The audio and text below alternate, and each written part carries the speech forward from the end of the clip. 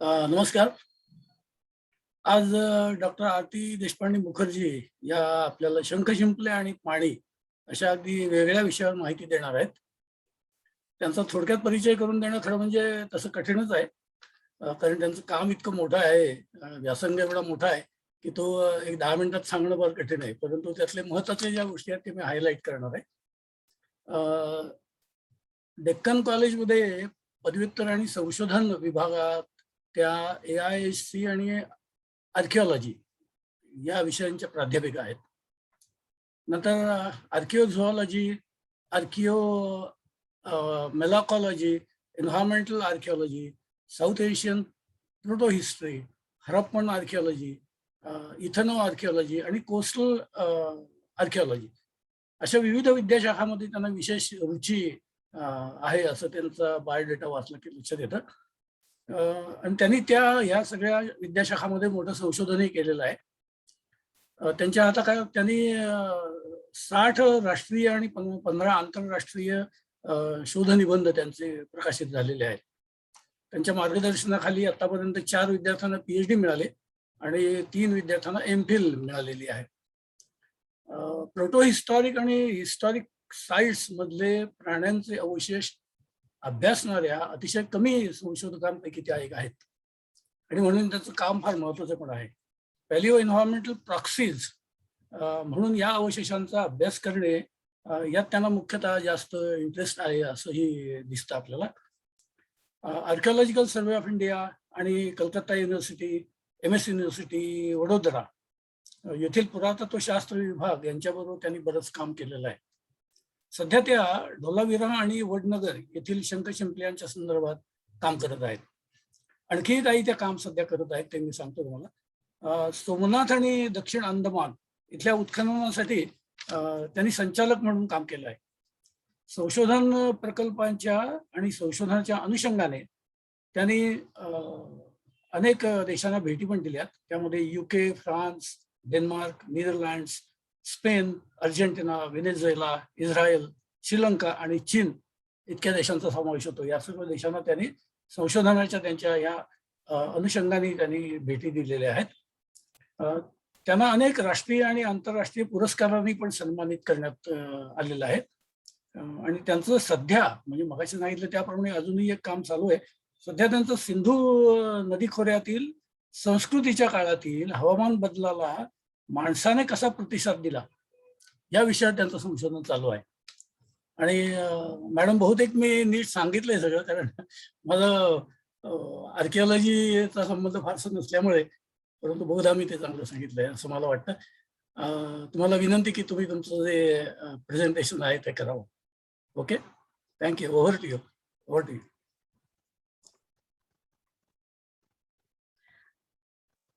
Thank you sir.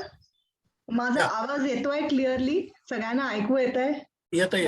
हो madam, काहीच problem. तर मी माझं लेक्चर सुरू करण्याच्या अगोदर मी कार्लेकर सरांचं खूप धन्यवाद करते की त्यांनी मला या लेक्चरसाठी बोलवलं आणि मला खूप आनंद झाला. आणि हे म्हणजे जे काय मी आतापर्यंत रिसर्च करते त्याचं प्रेझेंटेशन तुमच्या जिओ क्लब समोर प्रेझेंट करायचं ते अगदी छान वाटतं आहे आणि आनंद पण होतोय, कारण it is again a very different kind of audience. Generally आम्ही इंटरनॅशनल कॉन्फरन्सेस नाही तर आपल्या नॅशनल कॉन्फरन्सेस मध्ये जनरली आमची लोक म्हणजे आर्किओलॉजिस्टच असतात, पण इथे मला वाटतं की वेगळ्या ह्याच्यातली लोक असतील आणि त्याच्यासाठी म्हणून मी तुमच्या या संस्थेला सुद्धा I really thank for inviting me.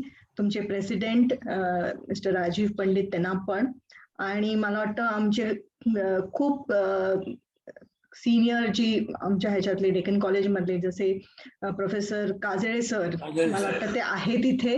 So I would also like to give my regards to him. आणि हे सगळे माझे टीचर्स राहिलेले आहेत. आणि कार्लेकर सर म्हणजे मला तुमचा ऍक्च्युली परिचय म्हणजे थ्रू प्रोफेसर देव, सुषमा देव आणि राजगुरू सर ह्यांच्यामुळेच माझं म्हणजे तुमच्या बरोबर, कारण तुम्ही ह्याच्यात केळशी आणि तिकडे खूप काम केलेलं आहे कोकणमध्ये. तसं माझं असोसिएशन तुमच्या बरोबर खूप म्हणजे वर्षांपासून आहे, पण आपलं काही इतकं इंटरॅक्शन होऊ शकलं नाही. पण I have known you. So thank you very much for inviting me. आणि मी आता माझं लेक्चर सुरू करते.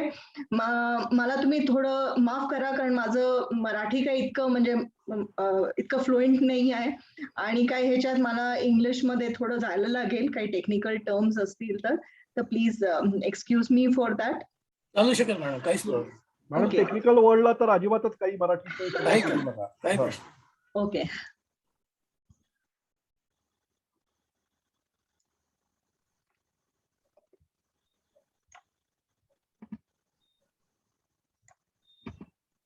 तर माझा विषय आहे आज शेल्स आणि वॉटर.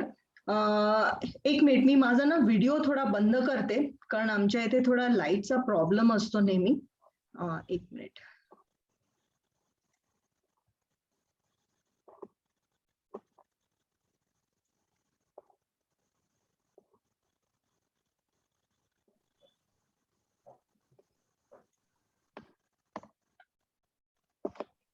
मॅडम मी बंद केलाय. Okay okay. मॅडम अजून फुल स्क्रीन होऊ शकेल का स्लाइड? पूर्ण आहे.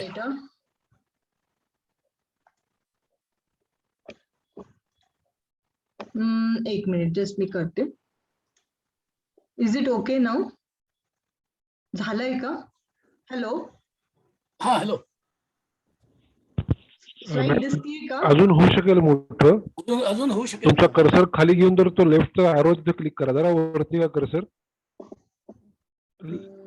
हा नाही सॉरी, राईटला सॉरी मी लेफ्ट सांगितलं. थोडासा वर घ्या, लेफ्ट राईटला, आणि तो बाण आहे तिथे त्या बाणावर क्लिक करा. थोडंसं वरती घ्या. ऑर्गनाइज पेजेस म्हटलं त्याच्या लेफ्टच्या बाजूला, त्याच्या थोडंसं खाली खाली मिडल मध्ये हा संपूर्ण बार आहे, त्याच्या मिडल मध्ये एक ॲरो आहे.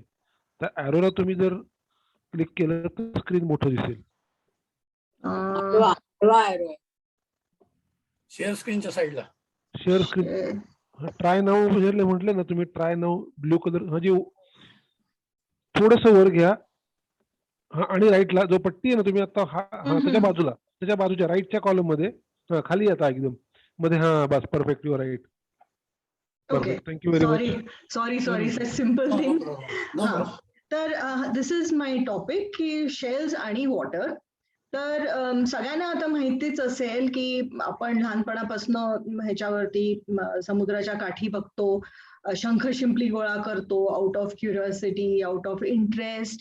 आणि हे जे छोटे छोटे जे जीव आहेत, म्हणजे ऍक्च्युली ते लिव्हिंग असतात. आपल्याला शंख शिंपली मिळतात, ते मेलेले असतात, आणि नुसतेच त्याचे शिंपलं आपल्याला बीचेस वरती मिळतात. पण ही जी छोटेसे हे जे जीव आहेत, हे ऍक्च्युली काय आहेत? तर हे म्हणजे आपण जे ॲनिमल वर्ल्ड मध्ये म्हणतो की प्राणी दोन कॅटेगरीज मध्ये, ब्रॉड कॅटेगरीज मध्ये असतात. एक व्हर्टिब्रेट्स असतात आणि इनव्हर्टिब्रेट्स असतात. आणि त्याच्यात जे इनव्हर्टिब्रेट्स असतात त्यांच्या ह्याच्यात त्यांना आतलं जे आपलं जे स्केलेटल सिस्टम जी आपल्या ह्याच्यात असते ती त्यांच्यात नसते. तर त्यांचे म्हणजे जनरली अगदी सॉफ्ट बॉडीड ॲनिमल्स असतात हे, आणि त्यांचं जे बाहेरचं जे एक स्केलेटन असतं ते हार्ड असतं, आणि त्यांनी त्याला ते प्रोटेक्शन मिळतं. जसं आपल्याला आपलं स्केलेटन आहे म्हणून आपण उभं राहू शकतो, आपण खूप काही गोष्टी करू शकतो, नाही तर आपलं सुद्धा त्यांच्यासारखंच झालं असतं. पण या छोट्याशा हे या जीवांचं असं आहे की ते त्यांचं आतलं पोर्शन खूप सॉफ्ट असल्याने त्यांना आत काही नसतं, पण ते बाहेर नसतं. आणि आता हा जो पूर्ण जो ग्रुप आहे त्याला म्हणतात मोलस्क. आणि ते फायलम जी आहे मोठी, त्याच्यात हे सगळे येतात, त्याच्यात अंडर येतात. आणि हा सगळ्यात ऍक्च्युली तसं बघितलं तर आपल्या पृथ्वीवरती हे वन ऑफ द अर्लिएस्ट आलेले आहेत ऑर्गॅनिझम्स. म्हणजे मॅमल्स, बर्ड्स, म्हणजे रेप्टाईल्स सुद्धा त्याच्या अगोदर आलेले आहेत. पण हे जे मोलस्क आलेले आहेत त्यांचं आपण एव्होल्युशनरी आणि अँटिक्विटी अशी बघितली तर पृथ्वीवरती खूप खूप वर्षापूर्वीची आहे. म्हणजे तेव्हा माणूस पण नव्हता आणि आपले दुसरे प्राणी पण कोणी नव्हते. तर असे ह्यांचं जे आहे, आणि ते साधारणपण सगळे पाण्यात होते त्यावेळेला, आणि मग ते हळूहळू काही जण ह्याच्यावरती जमिनीवरती यायला लागले. तर म्हणून हा जो आहे इतका मोठा इम्पॉर्टंट ग्रुप आहे. पण ह्यांचे जे आहेत हे जे ॲनिमल्स ते अगदी खूप मोठे नसतात, छोटे छोटे असतात साईज मध्ये, आणि ते व्हेरियस आपल्याला आपल्या म्हणजे तुम्हाला साईजेस शेप्स मध्ये मिळतात.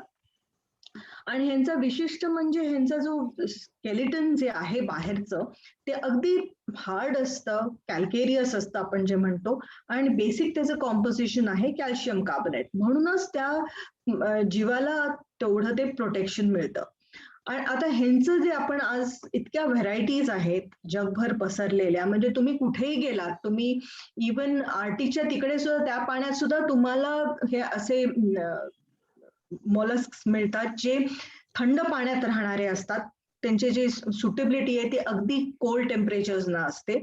आणि त्याच्यात आपल्याला असे पण मिळतात जे अगदी ट्रॉपिकल वॉटर्स मध्ये इक्वेटरच्या जवळ जिथे पाणी थोडं गरम असतं तिथे पण आपल्याला हे मिळतात. आणि त्यांची आपण जर हॅबिटॅट्स असे जनरल पाहिले की हे आपल्याला कुठे कुठे मिळतात, तर तुम्हाला दिसून येतील की ते जगभर तुम्हाला सगळीकडे मिळतात. आणि त्याच्यात ते तुम्हाला पाण्यात मिळतात, पाण्यात सुद्धा वेगळ्या वेगळ्या पाण्यांमध्ये मिळतात. आपल्याकडे आता पाणी आपण बघतोच आहे की कितीतरी टाईप्सचं पाणी आपल्याकडे असतं. गोड पाणी असतं, नदीतलं पाणी, मग तलावातलं पाणी, छोटे छोटे जे पॉन्ड्स असतात त्याच्यातलं पण पाणी. आणि तुम्ही थोडं समुद्राकडे जायला लागलात की थोडं पाणी थोडं चेंज होतं, पाणी थोडं आपण जे म्हणतो ब्रॅकिश वॉटर होतं, थोडं सॅलिनिटी त्याच्यातली वाढते, म्हणजे थोडं खारट पाणी व्हायला लागतं. आणि त्याच्यानंतर समुद्राचं पाणी तर अगदीच खारट असतं. तर या सगळ्या अशा ह्याच्यामध्ये तुम्हाला हे सगळे मोलस्क जिवंत सापडतात. आणि ते वेगळ्या वेगळ्या त्यांचे टॉलरन्स लेवल्स खूप, म्हणजे खरं आपण अप्रिशिएट करायला पाहिजे की हे इतके छोटे छोटे जीव असतात आणि त्यांचं टॉलरन्स लेवल इतकं छान आहे की ते त्या विशिष्ट ह्याच्यामध्ये ते तसे राहू शकतात, जगू शकतात. पण त्यांचं ते पण एक युनिकनेस असतो की त्यांना तुम्ही त्यांच्या त्या हॅबिटॅट रेजिम मधनं बाहेर काढलं. आता समजा फ्रेश वॉटर मधला तुम्ही शंख नाही तर शिंपली तुम्ही त्याला बाहेर काढलं आणि तुम्ही त्याला कुठेतरी जमिनीवरती आणून ठेवलं तर ते मरून जातं. तसंच आहे की जे अगदीच खाऱ्या पाण्यातले असतात, समुद्रातले जे आपल्याला म्हणतात, ते आपल्याला खूपदा बीचेस वरती जे सापडतात ते सगळे मेलेले असतात. म्हणजे केव्हा टाईड येते, ते टाईड बरोबर आणलेले असतात आणि ते तिथे टाईड त्यांना सोडून जाते, आणि खूपदा ह्यांना जर परत पाण्यात नाही जाता आलं तर ते तिथे राहतात आणि मग ते मरतात. तर हे असे जे आहेत मोलस्क, त्यांचं डायव्हर्सिटी पण खूप आहे, त्यांची जी टॉलरन्स लेवल पण चांगली आहे, म्हणून तुम्हाला ते वेगळे वेगळे हॅबिटॅट्स मध्ये मिळतात. तसेच आपल्याला जमिनीवरती पण काही काही मिळतात जे दुसऱ्या ह्याच्यात कुठेही राहू शकत नाहीत. अगदीच म्हणजे डोंगरावरती पण असतात, आणि जिथे त्यांना जास्ती करून असं खूप मॉइश्चर कंटेंट चांगलं असेल, थोडी आपलं गवत असेल, झाडी असेल, अशा ह्याच्यामध्ये त्यांना ते शेड लव्हिंग जे आपण म्हणतो ते अशा ह्याच्यात ही काही व्हरायटीज ज्या जाऊन राहतात. त्याच्यात आपल्याला खूप टाइप्स पण असतात. एक म्हणजे हा जो आहे हा शंख आहे, आणि एक म्हणजे ही शिंपली आहे, आणि त्याच्यात व्हेरिएशन्स पण खूप होतात. ह्यांच्यात अजून सुद्धा 3 व्हरायटीज आहेत, पण त्याच्यातल्या त्या इतक्या आपल्याला जास्ती करून दिसत नाही, त्यांचं रिस्ट्रिक्शन तसं खूप कमी आहे. तर हे जे असे आहेत शंख शिंपली, आता तुम्ही त्यांची शेल मॉर्फॉलॉजी आहे जी आहे ती खरंच अगदी युनिक आहे. ह्यांचं जे आउटर कव्हरिंग जे केलेलं आहे म्हणजे निसर्गाने, it is really very remarkable की काय असतं, हा जो प्राणी आत असतो आणि हे त्यांचं बाहेरचं शंख असतं, ते त्यांना सुद्धा डोळे असतात आणि फिलर्स असतात, पण त्यांची थोडं बॉडी ह्याच्या व्हर्टिब्रेट्स पेक्षा अगदीच हे म्हणजे काय बरं म्हणतो आपण वेगळी असते. त्याच्यात त्यांचे जे सॉफ्ट बॉडी पार्ट्स असतात ते सगळे केव्हा ह्यांना जमिनीवरती फिरताना नाही तर पाण्यात फिरताना हे त्यांच्याकडे एक पाय पण असतो, तो पाय काढून ते असे इकडे तिकडे चालत जातात. पण त्यांना जर समजा असं वाटलं की काहीतरी आपल्याला काहीतरी धोका आहे कुठेतरी, तर ते काय करतात, ते परत आपल्या ह्याच्यात जाऊन आत जाऊन बसतात आणि आपलं हे त्यांचं एक कव्हर असतं इथे बाहेरचं असं दरवाजासारखंच, ऑपरक्युलम म्हणतो आपण त्याला, ते लावून घेतात आणि अगदी ते आर व्हेरी सेफ इनसाइड. आणि म्हणून मग हे असेच शिंपल्यांमध्ये पण तोच असतो. तुम्ही हे बघाल, कोणी विचारेल की शिंपल्यांमध्ये जे जो तो जीव असतो तो मग बाहेर पण पडू शकतो, पण तसं होत नाही, कारण त्यांना एक असं त्यांचे असे मसल्स असतात, ते असे ह्याला त्यांच्या त्या शेलला ते चिटकून असतात, तर त्याला ॲडेक्टर मसल्स म्हणतात आणि हे त्यांचे अटॅचमेंट असतात. तर ते केव्हा पाण्यात सुद्धा असतात तेव्हा हे सिम्पली तुम्ही बघाल की कधी कधी उघडतात बंद करतात, दिसते आपल्याला पाण्यामध्ये. तर ते का असतं, कारण ते तेव्हा त्यांचं फीडिंग चालू असतं. म्हणजे पाण्यात असताना ते फिल्टर शेल उघडतात, दोन्ही व्हाल्व्स त्यांचे उघडतात आणि पाणी आत घेतात आणि पाण्यातनं जे काय त्यांना न्यूट्रिशन मिळत असेल ते घेतात आणि मग परत कचरा जो असेल तो परत बंद करून बाहेर टाकतात. तर हे त्यांचं रोज चालू असतं आणि म्हणूनच हे अशा वेळेला ते पाण्यातनं त्यांचं काय मेन असोसिएशन म्हणजे की ते पाण्यातनं कॅल्शियम कार्बोनेट त्यांना हवं असतं, म्हणून ते पाण्यात राहतात आणि त्या पाण्यातनं ते रोज कॅल्शियम कार्बोनेट घेऊन त्यांचे जे शेल असतं ते त्याचं ते वाढवतात.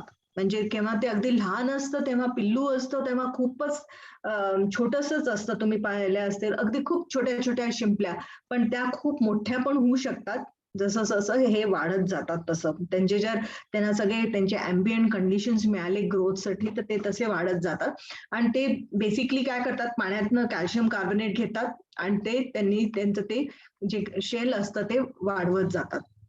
तर म्हणून त्यांना ते पाण्याची खूप जरूरत असते आणि काय बरं कॅल्शियम कार्बोनेट तर हवंच असतं.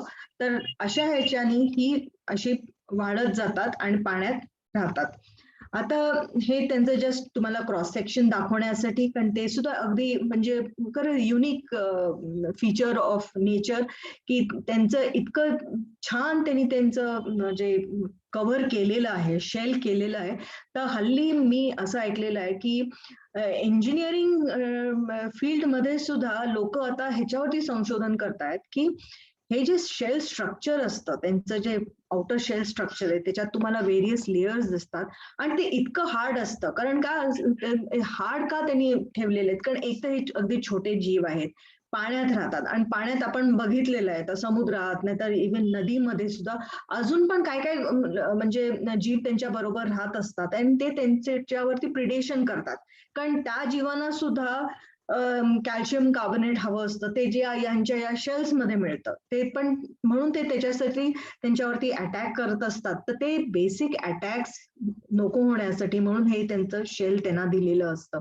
तर म्हणून त्यांचं शेल आता त्यांनी ते इतकं छान त्यांनी हे केलेलं आहे की त्याचं हार्डनेस स्ट्रक्चर ते खूपच अगदी व्यवस्थित आणि ते सगळ्या शिंपल्यांपासून म्हणजे वेगळ्या वेगळ्या शिंपल्यांवरती डिपेंड होतं.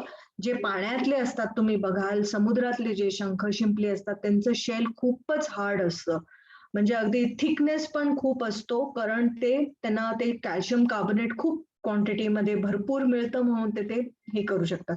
आणि जे तुम्हाला समुद्रात आपल्या नदीतले मिळतात त्यांचं पण असतं, पण ते थोडे बारीक असतात, त्यांचा कलर पण इतका चांगला नसतो जितके तुम्हाला आपल्या ट्रॉपिकल पाण्यामध्ये जे मिळतात, म्हणजे इंडियन ओशन मधले नाही तर पॅसिफिक ओशन मधले जे शंख शिंपले असतात त्यांचे कलर्स खूप सुंदर सुंदर, म्हणजे इतके अट्रॅक्टिव्ह कलर्स असतात. ते बेसिकली थोडं त्यांच्या अट्रॅक्टिव्ह करण्यासाठी पण आणि त्यांना समुद्रात मला वाटतं दुसऱ्यांकडनं अटेन्शन मिळो आणि हे पण करण्यासाठी, डिफ्लेक्ट पण करण्यासाठी त्यांनी ते कलर्स दिलेले आहेत. पण जे तुम्ही नदीतल्या पाण्यांकडे याल नाहीतर आपल्या तलावांमध्ये जे असतात त्यांचं थोडंसं कलरिंग डल झालेलं असतं आणि ते इतके तसे चांगले पण नसतात दिसायला. पण त्याच्यातलं जे आतलं जे नेक्रियस लेअर म्हणतो आपण, मदर ऑफ पर्ल जे आपण नेहमी म्हणतो की त्याची खूप छान शीन असतं त्याला, त्याचे हल्ली खूप लोक ज्वेलरी आणि हे करतात आणि ज्याच्यातनं आपल्याला मोती पण बनतो. तर हे जे असतं ते अगदी त्याच्यात परत ते एक युनिक असतं. तर हे जे स्ट्रक्चर जे आहे ते इतकं ऍडव्हान्स्ड म्हणजे टेक्नॉलॉजीनी झालेलं आहे ह्यांचं हे स्ट्रक्चर, की हल्लीचे जे इंजिनिअरिंग डिपार्टमेंट्स आहेत हे त्यांचं आता त्यांना ते मिमिक करण्याचा प्रयत्न करतात, कारण आता आपल्या बिल्डिंग टेक्नॉलॉजीमध्ये आपल्याला बिल्डिंग्स बांधताना जे स्ट्रक्चर्स लागतात, जे अशा ह्यांना विथस्टँड करू शकतील, कुठे आपल्याला अर्थक्वेक्स असतात, कुठे काही दुसरे काही म्हणजे ऍक्सिडेंट्स होऊ शकतात बिल्डिंग्स मध्ये, कारण जर प्रॉपर स्ट्रक्चर नसेल तर ते कोलॅप्स पण होऊ शकतं. म्हणून ते या शेल्सचा आता लोक आता स्टडी करतायत, म्हणून ह्याच्यासाठी ते स्कॅनिंग इलेक्ट्रॉन मायक्रोस्कोपीनी त्याचे स्ट्रक्चर स्टडी करून खूप ह्याच्यावरती संशोधन चालू आहे. तर आता मी येणार आहे की हे जे मोलस्क आहेत आणि जे आपल्याला सगळीकडे आपल्या आजच्या ह्याच्यात दिसतात, म्हणजे आपल्या बागेत सुद्धा तुम्ही गेलात, कुठे कुंडीच्या खालती असतात बसलेले, नाही तर भिंतीवरती दिसतात, हे जे आहेत हे पूर्वीच्या काळी पण होते. आणि त्याचा आम्हाला, म्हणजे मी आर्किओलॉजिस्ट असल्याने मला त्यांचं आर्किओलॉजिकल मोलस्क मध्ये जास्त इंटरेस्ट आहे. कारण जे पूर्वी होते ते तिथे कसे आले, त्या पर्टिक्युलर साईट वरती, नाहीतर त्या गावामध्ये ते कसे आले असतील, त्यांना कोणी आणलं होतं का ते तिथे नॅचरली लिव्हिंग होते का, हे असे प्रश्न आपल्याला विचारायला लागतात. आणि त्याच्यात सुद्धा की हे जे शंख आपल्याला सापडतात त्याचं बेसिक आयडेंटिफिकेशन करायला लागतं की हे कुठल्या टाईपचे आहेत, हे कुठनं, म्हणजे समुद्रातले आहेत का, फ्रेश वॉटर मधले आहेत का, ब्रॅकिश वॉटर मधले, हे सगळं माहिती आपल्याला काढून घ्यायला लागते. तर साधारणपण असं आता मी एक सांगू शकते की आज किती मला वाटतं 40 वर्षात नॅचरल सायन्सेसचा खूप इम्पॉर्टन्स आता लोकांना जाणवलेला आहे, सिग्निफिकन्स जाणवलेला आहे आर्किओलॉजीमध्ये. आणि म्हणून आर्किओलॉजी आम्ही हल्ली म्हणतो की it is also a science. Definitely it is become very scientific, कारण त्याच्यात व्हेरियस आर्किओलॉजीमध्ये टेक्निक्स जे फिजिक्स, केमिस्ट्री, जिओलॉजी, आपले नॅचरल सायन्सेस आहेत, त्याच्यातनं खूप गोष्टी बोरो केलेल्या आहेत. आणि थिओरिटिकल डेव्हलपमेंट जे होतात या डिसिप्लिन्स मध्ये, ते सुद्धा आर्किओलॉजीमध्ये खूप आता त्याचा हे परिणाम झालाय. आणि त्याच्यामुळे हे अगदी डेव्हलपमेंट पण त्याची खूप झालेली आहे. तर म्हणून अशा वेळेला हे जे मोलस्क आहेत त्याचा सुद्धा लोकांनी खूप विचार करून की हे आपल्याला आपल्या आर्किओलॉजिकल साईट्स मध्ये मिळतात आणि त्याच्यावरनं आपल्याला काय माहिती मिळू शकते.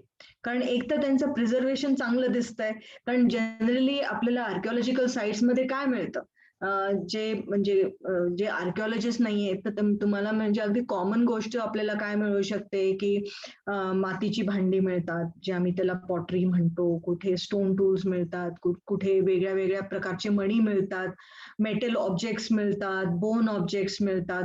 पण ह्याच्या आपल्याला हे पण असे पण मिळतात की कुठे प्राण्यांचे हाडं मिळतात, त्यांचे दात मिळतात, त्याच्याबरोबर हे शंख शिंपली पण आपल्याला खूप जोरात मिळतात. तर हे आर्किओलॉजिकल कॉन्टेक्स्ट मध्ये हे कसे आले असतील, तर ते एक दोन व्हेरी इम्पॉर्टंट फॅक्टर्स आहेत. म्हणजे बेसिकली नॅचरल एजन्सीज असतात, जसं काय कुठे वारं असतं, कुठे फ्लड्स असतात, नाहीतर काही प्राण्यांमुळे कुठे वेव्ह ऍक्शन असेल, स्पेशली जिथे समुद्रकाठी ज्या काही कोस्टल साइट्स आम्ही ज्या म्हणतो, जिथे समुद्राचा काहीतरी कुठेतरी थोडा प्रभाव होत असेल, त्यामुळे हे शंख शिंपली तिथे आणले गेले असतात. आणि सेकंड म्हणजे की ह्युमन इंटरव्हेन्शन, जिथे माणसानी कुठल्या तरी उपयोग करण्यासाठी त्यांचा, म्हणून त्यांना ते घेऊन आले असतील डायरेक्टली, नाहीतर म्हणजे इंटेन्शनली, नाहीतर ऍक्सिडेंटली. इंटेन्शनली म्हणजे की त्यांनी ते काहीतरी करण्यासाठी, त्यांचा काहीतरी उपयोग करण्यासाठी मुद्दामून जाऊन त्या नदीतनं नाहीतर समुद्रातनं ते उचलून ते आणलेले असतील. पण असं पण होऊ शकतं कधी कधी ऍक्सिडेंटली पण येऊ शकतात. म्हणजे माणसं कुठेतरी गवत काढून आणलं असेल आपल्या गायींना खायला द्यायला म्हणून, तर त्याच्याबरोबर सुद्धा हे शंख शिंपली आलेले असतील. म्हणजे आपलं आपण बघतोस की नदीच्या काठी नाही तर तलावाच्या काठी खूप गवत असतं, जे लोक उचलून घेऊन येतात आणि ह्यांना प्राण्यांना, कुठे बकरी असते, गाय असते, त्यांना तर ह्याच्याबरोबर ते येऊ शकतात. कधी कधी नाही तर खूपदा जी मातीची भांडी बनवत असत पूर्वी लोक, त्याच्यासाठी ते सँड वापरत असत, वाळू वापरत असत टेम्परिंगसाठी. आणि ते जो क्ले असतो ते जास्ती चांगला बनवण्यासाठी ते अशा या गोष्टी वाळू सारख्या वापरत असत. तर वाळू बरोबर सुद्धा हे असे शंख शिंपली आत येऊ शकतात. तर आता आपण बघूया की जेव्हा माणसानी त्याचा उपयोग केला, तो कुठल्या कुठल्या पद्धतीने या शंख शिंपल्यांचा उपयोग केलेला आहे. तर आपल्याला असं आढळून येतं की ह्याची जी अँटिक्विटी आहे की पहिल्यांदा केव्हा त्यांनी सुरू केलं असेल, तर आता आम्ही आमच्याकडे म्हणजे काही काही आहेत एरियाज, जसं साऊथ आफ्रिका आहे, मग इस्रायल आहे. या ठिकाणी आपल्याला असं आढळून येतं की खूप पूर्वी म्हणजे केव्हा जे पहिले आपले जे माणसं होती जी आफ्रिकामधनं निघाली, म्हणजे 1,00,000 वर्षांसुद्धा अगोदर ती आफ्रिकेतनं बाहेर पडली आणि काही लोक युरोपकडे गेली आणि काही लोक आपल्या एशिया आणि इकडे आली. म्हणजे असं ते म्हणजे आम्ही म्हणतो ह्युमन मायग्रेशन जे झाले आउट ऑफ आफ्रिका. तर त्यावेळेला त्या लोकांनी शंख शिंपल्यांचा भरपूर उपयोग केला.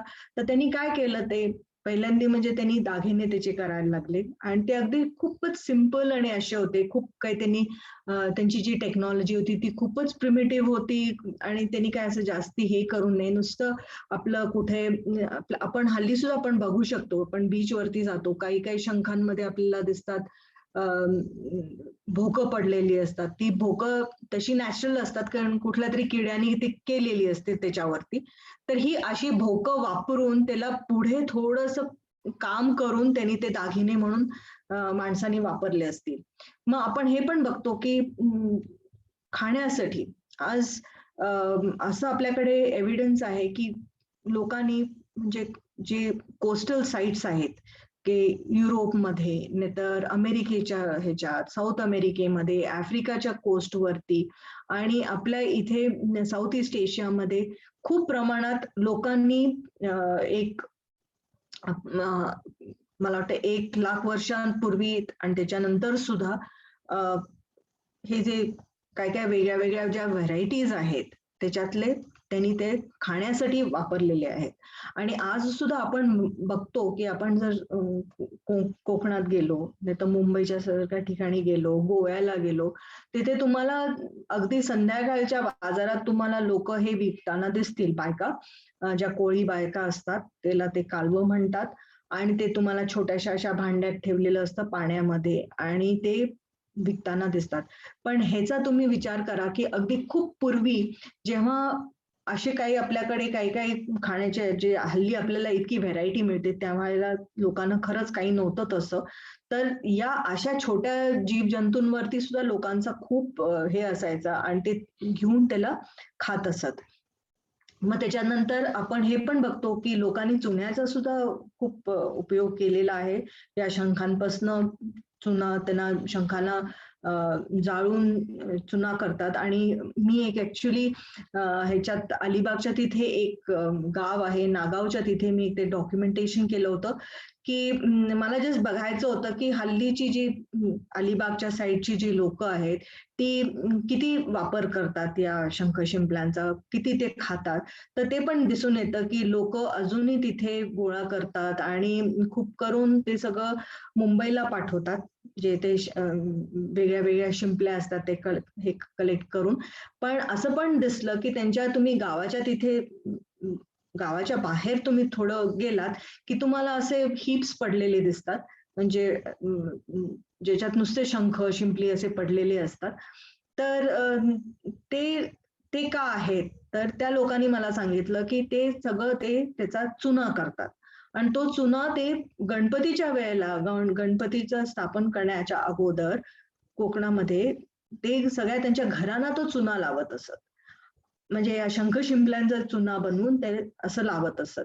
आणि ही ट्रेडिशन खूप पूर्वीपासून त्यांच्याकडे चालू आहे. पण आता सध्या तुम्हाला ऑल्टरनेटिव्ह पण आहेत ना, तुमच्याकडे एशियन पेंट्स आहेत आणि तर तुम्हाला ह्याची काही गरज नाही. तर म्हणून मग आता ही इंडस्ट्री थोडी हळूहळू बंद होतीये. पण आम्हाला तेव्हा मला 97 मध्ये हे मला रेकॉर्ड करता आलं की तेव्हा ती लोक, त्या गावातली लोक हे सगळं करत होती, लाईन मेकिंग. तर हे असे जे काही उपयोग आहेत ते पूर्वीच्या काळी पण लोक करत असत आणि आर्किओलॉजीमध्ये आपल्याला खूप असे एव्हिडन्सेस मिळतात. ह्याचं मला सांगायचं होतं, पर्पल डायम एक अगदी एक सुंदर हे आहे की जी रोमन लोक होती, त्यांचे जे राजे होते, जसा तो नीरो होता, तर ही लोक, त्यांचे जे कपडे होते त्यांना हा पर्पल कलर, जांभळा कलर त्यांना खूप आवडायचा आणि ते त्यांच्या सगळ्या कपड्यांना तो डाय करून घ्यायचे. तर तो जो डाय वापरत होते तो कशात नव्हता, तर एक पर्टिक्युलर एक शंख आहे, म्युरेक्स म्हणतो आपण, स्पीशीज आहे. ती सगळीकडेच नाही मिळत, पण ती त्या मेडिटेरेनियन सी मध्ये तुम्हाला मिळते. आणि ते जे शंख आहेत त्याच्यातनं ते ग्लँड असते त्याच्यात, त्या शंखामध्ये ती ग्लँड हे पर्पल डाय सिक्रीट करते. आणि तर ती रोमन लोक काय करायची, ते हे सगळं खूप क्वांटिटीज मध्ये, प्रमाणात त्यांना कलेक्ट करत होते या शंखाना. आणि मग त्यांना ते बॉईल करत असत, मग त्याच्यातनं ती ग्लँड निघून यायची आणि मग तो कलर त्यांचा तयार व्हायचा आणि त्या कलरने ते त्यांचे सगळे कपडे डाय करायचे. तर हा पर्पल डाय जो होता तो रोमन टाइम्स मध्ये खूप फेमस होता. आणि त्यामुळे आपल्याला मेडिटेरेनियनच्या काठी, तुम्ही इटलीमध्ये जा, ग्रीसमध्ये जा, अशा खूप साईट्स आहेत, आता इस्रायलच्या इथे तुम्ही जा, तिथे खूप साईट्स आहेत. ते त्यांचं म्हणजे त्या साईट्सचं मेन ऑक्युपेशन हेच होतं की पर्पल डाय एक्स्ट्रॅक्शन करायचं, म्हणून त्यांना ते असे शंख त्या प्रमाणात तिथे मिळालेले आहेत. मग आपण हे पण बघतो की खूपदा लोक शंख आणि चार्म्स, अम्युलेट्स म्हणून सुद्धा वापरत असत. मग आपल्याला हे त्यांच्या बरियल्स मध्ये सुद्धा तुम्हाला दिसतात, मग ऍज मीडियम्स ऑफ एक्सचेंज. आणि समटाइम्स नुसतेच आपले क्युरिओज म्हणून आपण कुठेतरी समुद्रावरती जातो फिरायला, मग आपण काहीतरी आपण घेऊन येतो, तर हे असे पण आपल्याला एव्हिडन्सेस मिळालेले आहेत. तर हे जे सगळे जे पूर्वीच्या काही लोकांनी जो उपयोग केलेला होता, पण ह्याचा आपल्याला आर्किओलॉजीमध्ये काय सिग्निफिकन्स आहे आणि त्याचा आपल्याला आर्किओलॉजीमध्ये किती काय उपयोग होऊ शकेल आणि आपल्याला काय माहिती त्याच्यातनं मिळेल. तर बेसिकली हे सगळे ही अशी माहिती आपल्याला पण काढू शकतो की फर्स्ट, पहिल्यांदा म्हणजे की ह्याचा जो उपयोग केलेला होता खाण्यापिण्यामध्ये तो किती होता आणि त्याच्यातनं आपण खूप त्यांचे व्हेरियस ऍस्पेक्ट्स रिकन्स्ट्रक्ट करू शकतो. मग पेलिओ इकॉनॉमी मध्ये म्हणजे की पूर्वीच्या काळी जे गावत असत, नाहीतर जे काही साईट्स असत, त्या साईट्स मध्ये ह्यांचा त्यांनी कसा उपयोग केला, काय बनवण्यासाठी उपयोग केला असेल, की कुठे दागिने बनवत होते का, कुठे म्हणजे शस्त्र बनवत होते. आता असं दिसून येतं की पॅसिफिक ओशन मध्ये ती जी छोटी छोटी आयलंड आहेत, साऊथ पॅसिफिक एस्पेशली तिकडे, ते हे हवाई आणि हे अशा ठिकाणी तुम्हाला दगड इतका जास्ती दिसत नाही, पण तिथे शंख शिंपली खूप प्रमाणात मिळतात. आणि शंख शिंपली मी सारखे म्हणते की त्यांचं जे हार्डनेस इतकं छान असतं, दगडासारखंच असतं. तर ती लोक ह्यांचा उपयोग करत होते शस्त्र बनवण्यासाठी. शस्त्र म्हणजे काय, कुठे खणण्यासाठी, नाहीतर इवन फिशिंगसाठी सुद्धा, मासे पकडण्यासाठी सुद्धा त्यांनी फिश हुक्स तयार केलेले आहेत. कारण त्यांच्यासाठी हे ऑल्टरनेटिव्ह दुसरं नव्हतं, म्हणजे दगड नव्हते करण्यासाठी, म्हणून त्यांनी शंख शिंपलींचा उपयोग केला. तर त्यांच्या त्या इकॉनॉमीमध्ये हे जे मोलस्क आहेत त्यांनी खूप मोठ्या प्रमाणात त्यांचा उपयोग झालेला आहे. तर अशा काही काही कल्चर्स मध्ये आपल्याला ह्यांचा उपयोग दिसून येतो, त्यांचा इम्पॉर्टन्स पण कळतो की काही कल्चर्स मध्ये व्हेरी इम्पॉर्टंट, जसं आपलं इंडस व्हॅली सिव्हिलायझेशन मध्ये सुद्धा आम्हाला दिसतं की मोलस्क शेल्सचा त्यांनी खूप प्रमाणात वापर केला होता. ते आता पुढे आपण यूज त्याच्यासाठी. मग हे जे सोशो रिलिजियस बिलीफ सिस्टम्स असतात की नुसतेच लोक त्याचा उपयोग नव्हते करत, नुसतेच खात नव्हते, नुसतेच गोळा नव्हते करत, पण काहीतरी त्यांना त्याच्याबद्दल वाटत असेल म्हणून त्यांनी तसं ठेवलेलं असेल, कुठे त्यांच्या रिच्युअल्स मध्ये, कुठे काही सिम्बलाइज करण्यासाठी. जसं आपण बघतो की हल्ली आपण शंख असतो आपला, तो आपल्या पूजेत नेहमी आपण ठेवतो. तो आता दुर्गा पूजा येते, दुर्गा पूजामध्ये सुद्धा तुम्हाला संध्याकाळी शंख वाजवताना दिसतात. तर हे जे काही असे काय जे आहे ते आपण पूर्वीच्या काळी पण लोकांनी त्याच्याबद्दल खूप काय काय त्यांच्या आयडियाज होत्या त्या अशा आपल्याला दिसून येतात. आणि हे अशा गोष्टी आपल्याला आमच्या आर्किओलॉजिकल साईट्समध्ये पण मिळतात, जिथे आपण म्हणू शकतो की हे कदाचित त्यांनी शंख वाजवण्यासाठी म्हणून ते असे वापर केलेले असतील.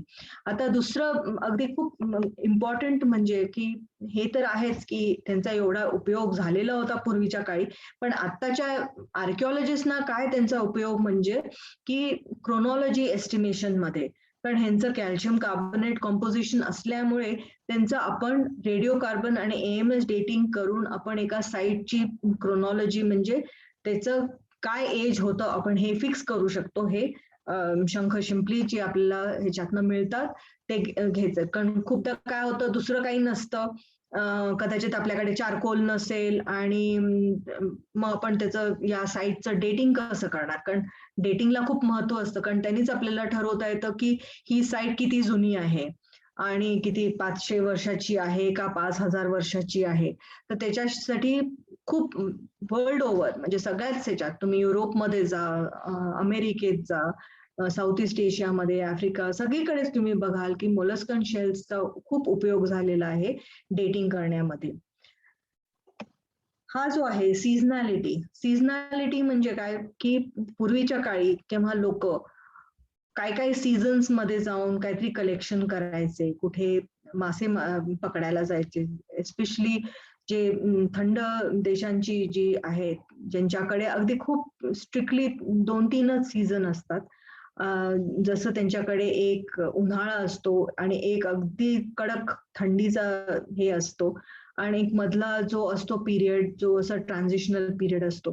तर अशा पिरियड मध्ये जर कुठल्या तरी साईट वरती आपल्याला शंख शिंपले मिळाले, एस्पेशली तुम्ही डेन्मार्क, हॉलंड आणि नॉर्थ अमेरिकेतल्या काही काही ज्या साईट्स आहेत, तर त्यांच्याकडे हे शेल्स वरनं त्यांनी खूप छान कळून घेतलेलं आहे की त्या साईटचं ऑक्युपेशन केव्हा केलं होतं, म्हणजे त्या साईटला लोक केव्हा येऊन राहिली होती, की ते उन्हाळ्यात येऊन राहिली होती का थंडीच्या दिवसात येऊन राहिली होती. कारण शेल्स मध्ये हे सगळं रेकॉर्ड होतं आणि ते आपण त्याचा व्यवस्थित संशोधन करून आपण ही माहिती आपण काढू शकतो.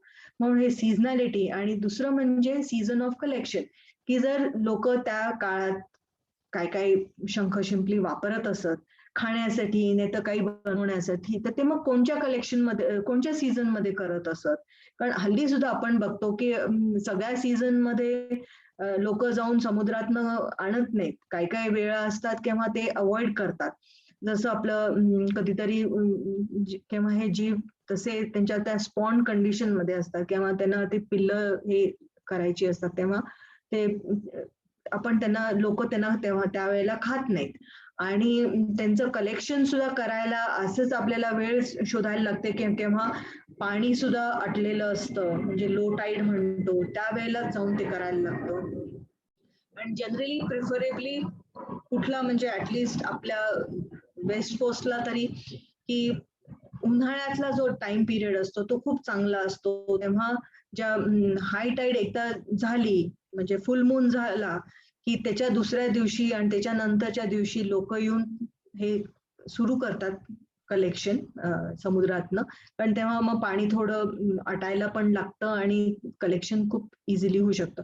ते हे जे आहे सीझन ऑफ कलेक्शन की केव्हा करत असत, हे सुद्धा आता इतकं म्हणजे संशोधन सुंदर झालेलं आहे की लोकांनी की त्यांनी ऑगस्टमध्ये केलेलं आहे का सप्टेंबरमध्ये केलेलं आहे, हे असं आपल्याला खूप रिसर्च आर्टिकल्स मधनं हे आपल्याला कळून येतं. हा जो लास्ट पॉइंट आहे ह्याच्यात, रिकन्स्ट्रक्शन ऑफ पेलिओ एन्व्हायरमेंट.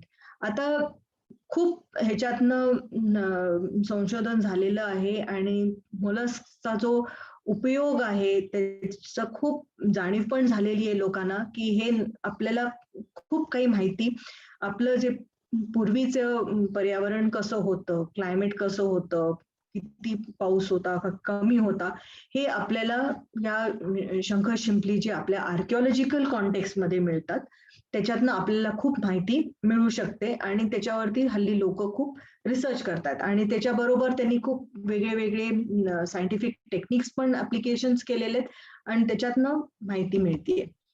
हे जस्ट तुम्हाला दाखवण्यासाठी की जे ओल्डेस्ट युजेस आहेत डॉक्युमेंटेड, की इस्रायलमध्ये एक साईट आहे स्कोल केव्ह म्हणून, आणि तिथे या केव्ह मध्ये ही लोक समुद्राच्या काठी जाऊन हे सगळे गोळा करायचे आणि त्यांनी अशी बारीक छोटे छोटे त्याच्यात भोग केलेले होते. आणि आता तर एक जे आता एक नवीन पेपर आला होता त्याच्यात त्यांना इवन छोटे छोटे धागे पण मिळालेले आहेत की ज्यांनी आता आपल्याला कळून येतं की ती लोक हे ना असे माळ करत असत आणि घालत असत. म्हणजे तुम्ही बघा की किती आपली टेक्नॉलॉजी पण ऍडव्हान्स झालेली आणि संशोधन पण किती डीप झालेलं आहे. तर हे असे सगळ्यात हे जुने आहेत आणि आपल्याला अप्रिशिएट करायला पाहिजे की त्या काळात टेक्नॉलॉजी तेव्हाची कशी होती, तरी त्यांनी लोकांनी ते गोळा केले, मग त्याच्यात ते भोक केले. ती भोक सुद्धा कदाचित दगडानेच केलेली असतील, छोटे छोटे असे दगड असतात त्यांना पॉइंट हे करून त्यांनी ते केलेले असतील.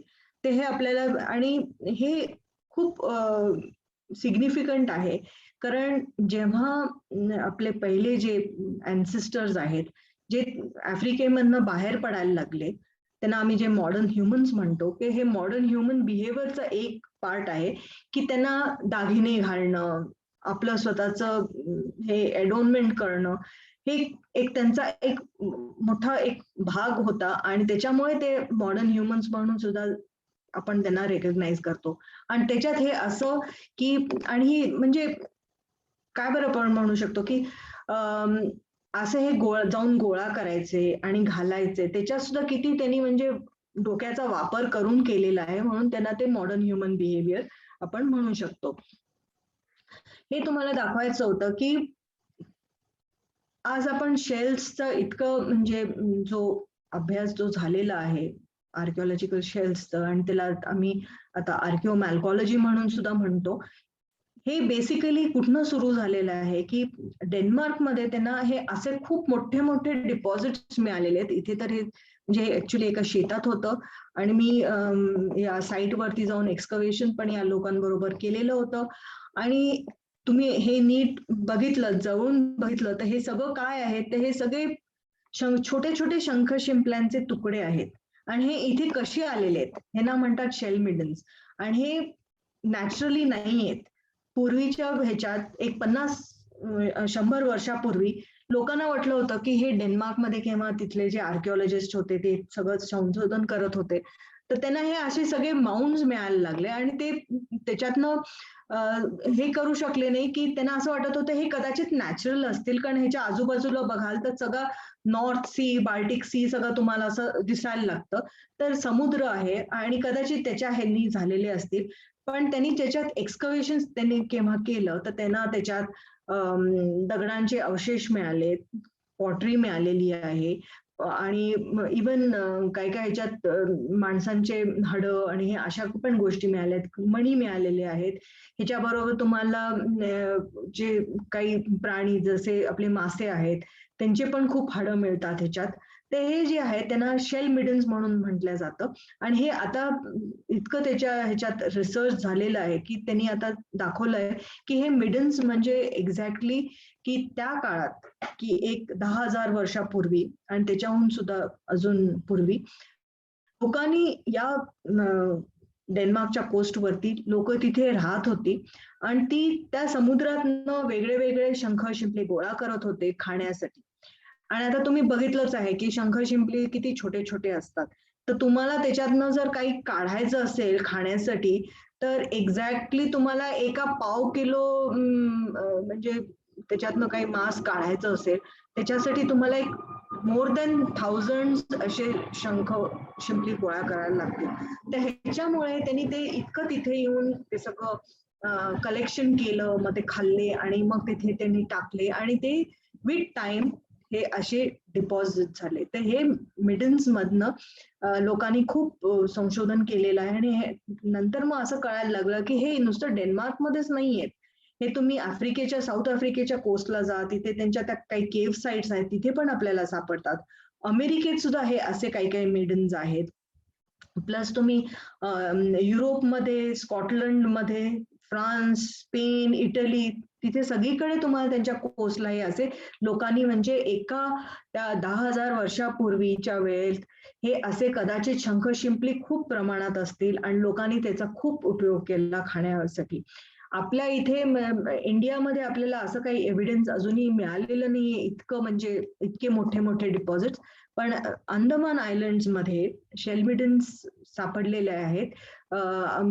खूप लोकांनी तसं काम केलेलं आहे तिथे.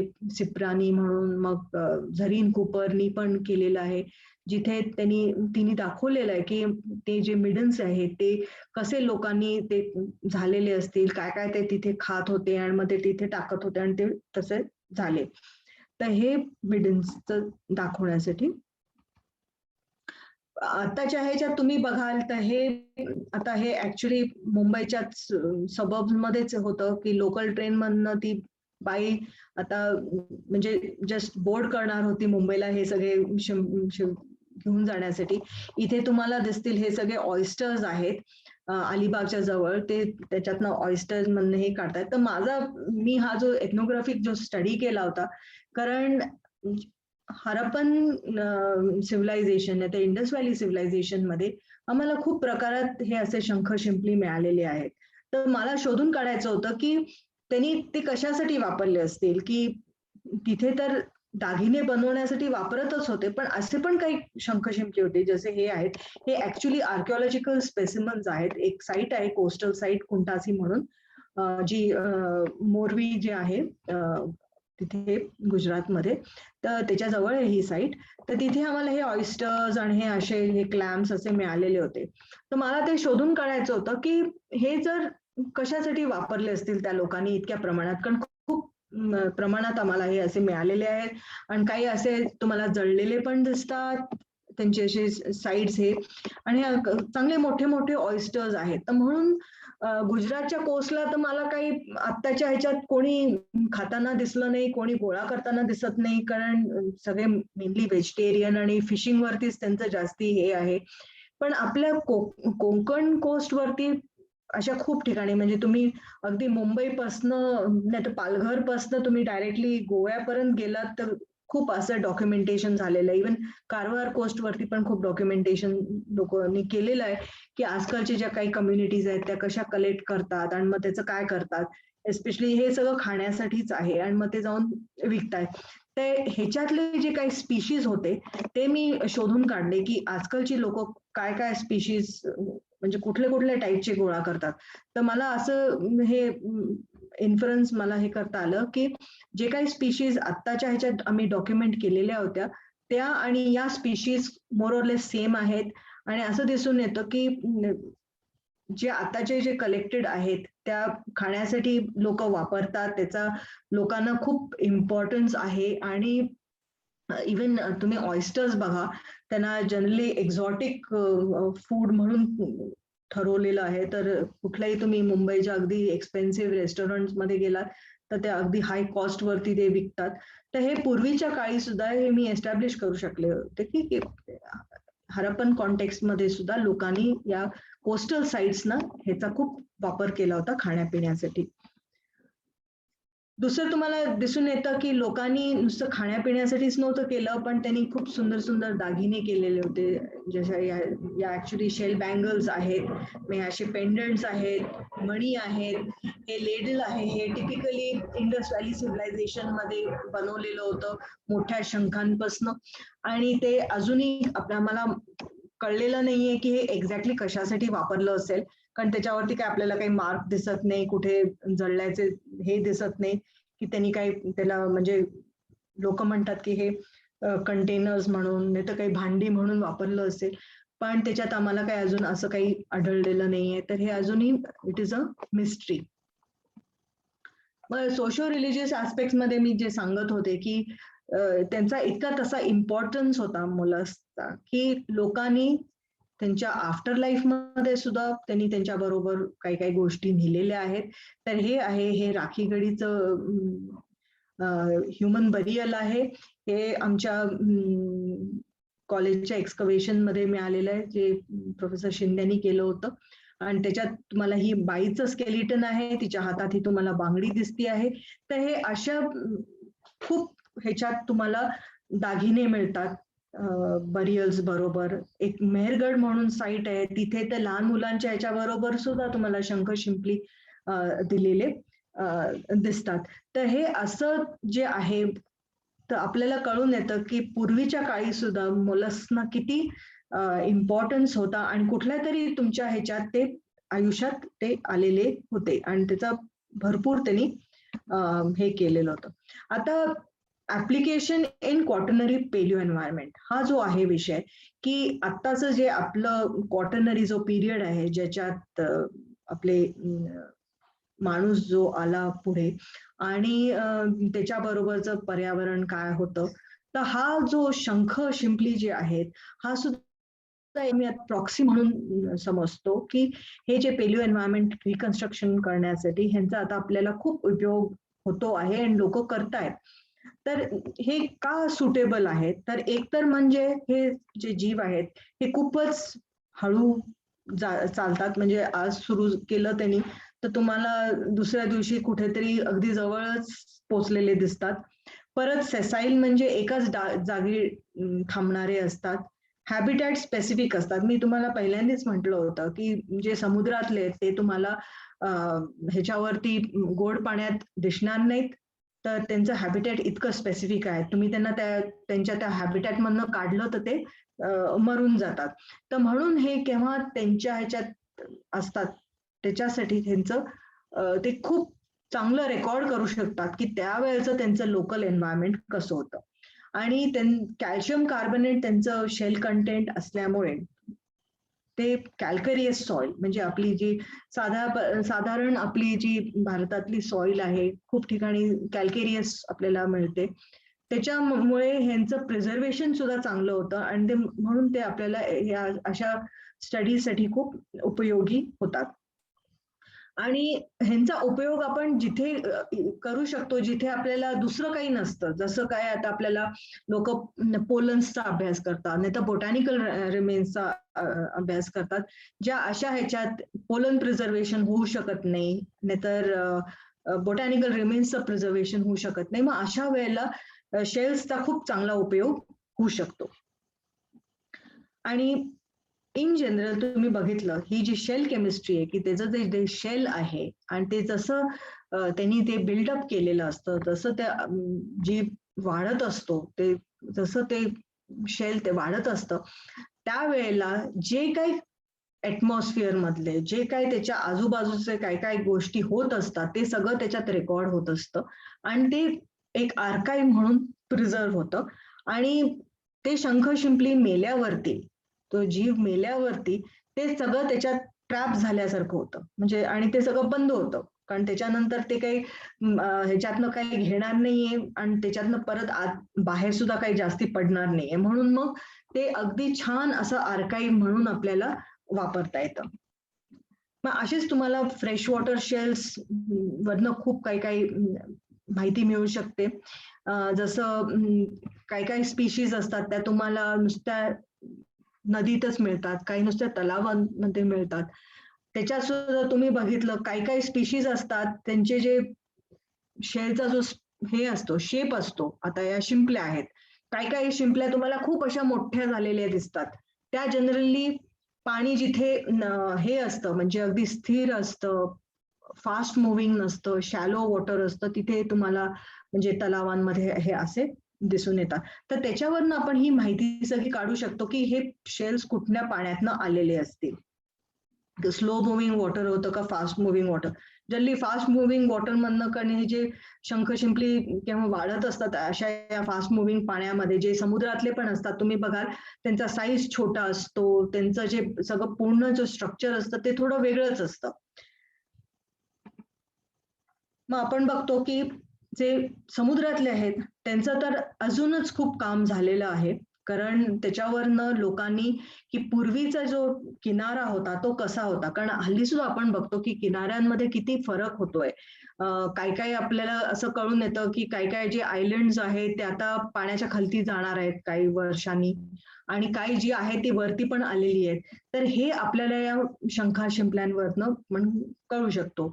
मग आपण हे पण फाइंड आउट करू शकतो की जे समुद्रातले आहेत ते अगदीच समुद्रात सुद्धा काही काही हे असतात की अगदी खूप खोल पाण्यातले पण असतात, खूप काही अगदी शोरलाईनच्या जवळचे पण असतात आणि ते इंटरटायडल एरियाज मध्ये जे असतात, जे बीचेस वरती येतात पाण्याबरोबर आणि परत जातात, त्या अशा खूप अशा व्हरायटीज त्याच्यात असतात. तर हे जे आपल्या ह्याच्यात आर्किओलॉजिकल कॉन्टेक्स्ट मध्ये मिळतात, तेव्हा त्याच्यावरनं आपण हे सांगू शकतो की आपल्याला हे कुठनं आलेले आहेत. आणि मेन म्हणजे की हे जे पाण्यातले जे आहेत की समुद्रात पाण्यातले की त्यांचं वॉटर टेम्परेचर काय होतं, की पूर्वीच्या काळी किती थंड होतं का गरम होतं, ते या शंख शिंपल्यांवरनं आपण सांगू शकतो. आणि हे खूप इम्पॉर्टंट आहे कारण आपल्याला त्याच्यावरनं क्लायमॅटिक स्टडीज आपण खूप काही करू शकतो. तर ह्याच्यात म्हणून मग जे असतात की ओपन कोस्टवरचे काही वेगळे वेगळे व्हेरायटीज असतात, मग काही असतात अशा मड फ्लॅट्स मधनं जिथे मॅनग्रोव्ह असतात, जसं असं हे आहेत. तर अशा अशा डायव्हर्स हॅबिटॅट्स मध्ये तुम्हाला हे शंख शिंपली सापडतात आत्ताच्या ह्याच्यात, आणि ते पूर्वी पण तुम्हाला त्याच ह्याच्यातनं असतील. आणि त्याच्यावरनं आपण की पूर्वीच्या काळी जे आपल्या साईट्स वरती ते घेऊन येत होते, ते मॅनग्रोव्ह मधनं आणत होते का ओपन समुद्रातनं आणत होते का तलावातले होते, हे आपण इतकं आयडेंटिफिकेशन त्याचं करू शकतो. आता मी मला वाटतं वेळ आहे ना मला? हॅलो.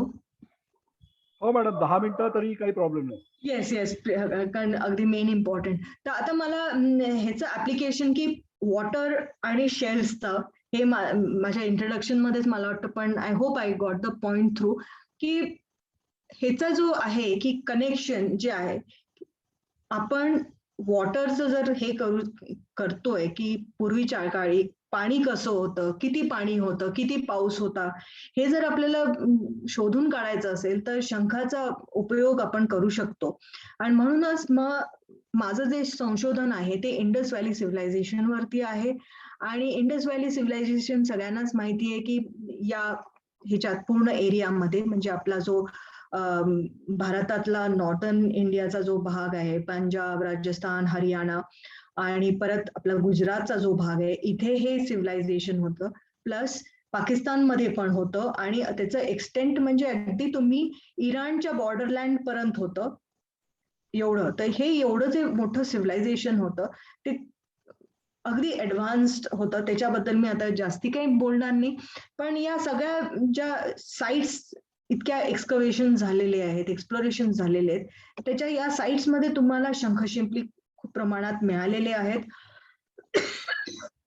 जसं मोहनजोदारो आहे, चनुदारो आहे, हरप्पा आहे आणि बालाकोट इथे आहे. तर परत गुजरातमध्ये पण आम्हाला खूप साईट्स मिळालेल्या आहेत ज्या या इंडस व्हॅली सिव्हिलायझेशनच्या आहेत. जसं लोथल आहे, धोलावीरा आहे, रोजडी, कुंटासी, या नागेश्वर, द्वारका या ज्या साईट्स आहेत, इथे खूप शेल्स मिळालेले होते. तर आता माझा जो पर्स्पेक्टिव्ह होता, ही एक साईट आहे खिरसरा म्हणून, कच्छ मधली साईट आहे, तिथे तुम्हाला हे असे प्रमाणात शंख शिंपली मिळालेले आहेत, मोठे मोठे शंख.